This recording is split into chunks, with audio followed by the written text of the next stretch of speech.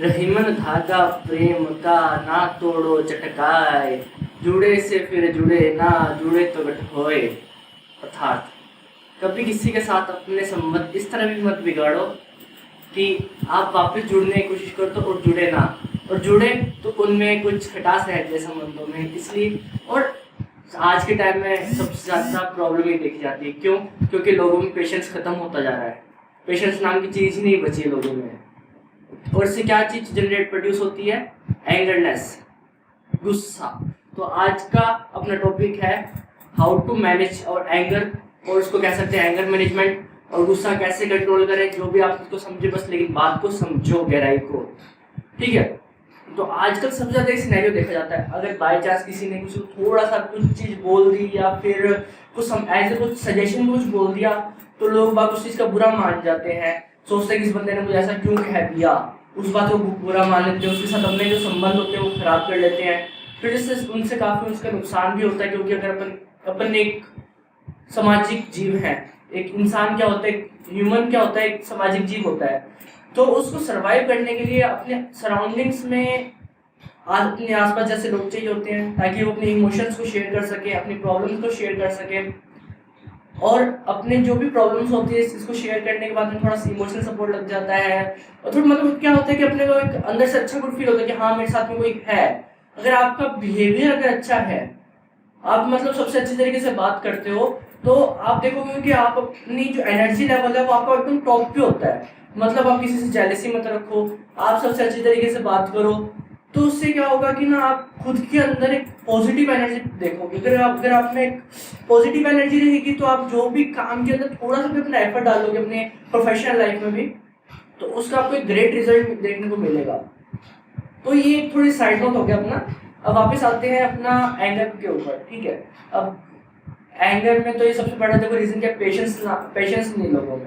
बोला तो ठीक है, आज तो अपने से मुंह तोड़ देंगे, आज पुलिस को सुना देंगे। किसी ने किसी को बोला, किसी थर्ड पर्सन को किसी ने बोला, तो दो जनों ने आपस में लड़ाई कर ली। कोई बात का कोई सेंस नहीं होता, फिर भी लोग बात किसी के बहकावे में आके कुछ भी बोल देते हैं, कर देते हैं, अपने संबंध खराब कर देते हैं। और इवन तो किसी केसेस में ये भी देखा गया है कि लोग बाग गुस्से के अंदर आके ऐसे ऐसे स्टेप उठा लेते हैं जिनका उनको पूरी लाइफ भर पश्चाताप रहता है, या फिर उनको नहीं रहता तो उनकी फैमिली वालों को उनको उस चीज़ का पश्चाताप रहता है।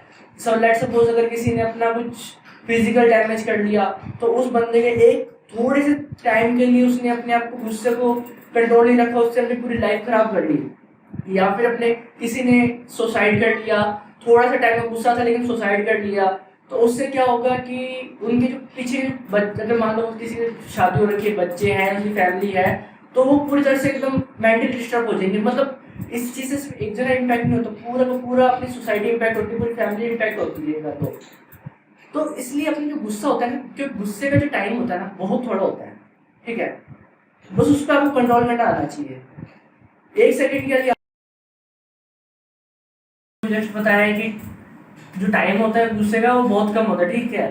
तो अब अपन थोड़ा डिस्कस करते हैं कि किस एज ग्रुप पर ज़्यादा इम्पैक्ट है इसमें।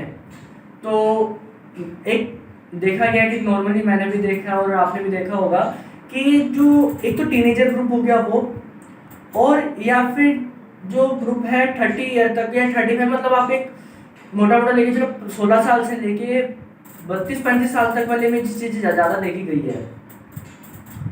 क्योंकि देखो अगर अपन टीनेजर्स की बात करते हैं तो वो नए नए ग्रो होते हैं। ठीक है? वो चाहते हैं कि हमें फ्रीडम मिले, हम बाहर घूमे करें, लेकिन एज पर अपनी रिक्वायरमेंट अपन जहाँ जिस कंट्री में कंडीशंस में रहते हैं वहाँ पे थोड़ा रिस्ट्रिक्शन भी जरूरी होती है। ऐसे नहीं कहूँगा पूरा रिस्ट्रिक्शन, लेकिन हाँ एक थोड़ा सिक्योरिटी पर्पज़ के लिए हर चीज़ें जरूरी होती है। वो अलग डिस्कस अपन नहीं करना चाहूँगा कि इस पर बहुत लोग विवाद कर सकते हैं। ये उस टॉपिक पे नहीं है कि अपने क्या रिस्ट्रिक्शंस का फ्रीडम, ये अपना टॉपिक नहीं चल रहा है एक्चुअली, इस पर बिना फालतू में विवाद हो सकता है, इसलिए इस टॉपिक को नहीं छेड़ना। तो हाँ, लेकिन अपन पेरेंट्स कुछ बोल रहे हैं तो उसकी चीज़ के ऊपर अपने गुस्सा नहीं करना चाहिए। अगर कुछ पेरेंट्स बोल रहे हैं मतलब वो अपना कुछ अच्छा ही होने वाला है वहाँ पे, ऐसा नहीं कि वो अपने नुकसान के लिए बोल रहे हैं, ऐसा कुछ नहीं होता। तो एक टीनेजर ग्रुप के लिए ये मैसेज है कि आप अपना ये मत देखो कि यार मुझे रिस्ट्रिक्शन लगा रहे हैं, मेरी फ्रीडम रोक रहे हैं, ऐसा कुछ नहीं है। अपने पेरेंट्स की बात सुनो, दैट्स इट। आपको पता है कि टीनेजर ग्रुप का तुम्हें ना कुछ नहीं बता दिया। चलो अब एक देखा गया है कि वहाँ पे कुछ हो जाता।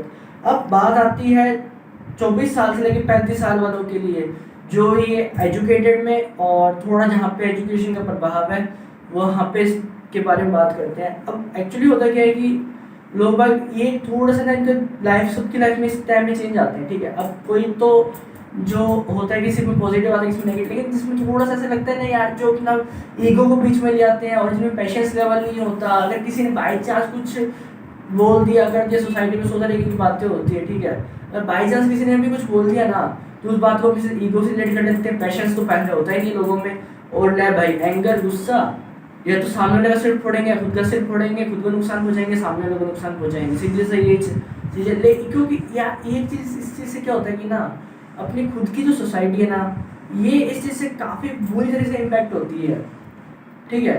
आपको एहसास नहीं होगा कि ये क्या हो रहा है क्या नहीं हो रहा, ये एक स्लो पॉइजन की तरह होता है।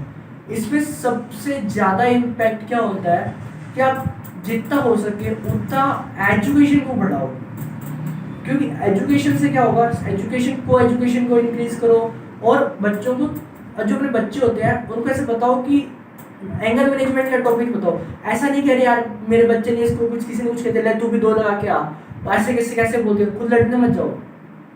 उसको, बच्चे को समझाओ कि सामने वाले को बिना गुस्सा किए कैसे उसको अपने साथ मिला सकते हैं, उसको अपने साथ ला सकते हैं, फिर उसको समझा सकते हैं, ठीक है। गुस्सा करके आएगा, दो थप्पड़ लगाएगा, अगले दिन वो खाली मिलेगा तो वो 4 थप्पड़ लगाएगा, ऐसे करके लड़ाई बढ़ेगी, खून खराबा होगा, सीधी सी बात है, कोई नहीं बचेगा, धरती खाली खत्म हो जाएगी, सीधी सी बात है ये।